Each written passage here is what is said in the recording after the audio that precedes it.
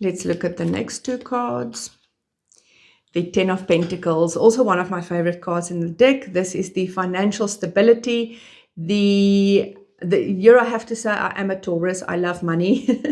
I really have. I love things that have value to me. So being financially stable and having a good foundation is really important to me. So I love this card.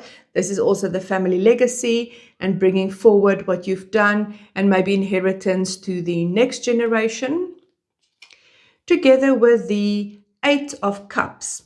The Eight of Cups is walking away from something. Here you can see he's walking out. It looks like he's sneaking out into the night, leaving behind what no longer serves him, what he no longer wants.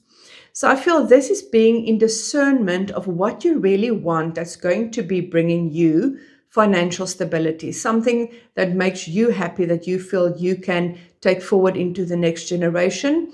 Walking away potentially from investments or opportunities that's not good for you, that you feel is not in your favor.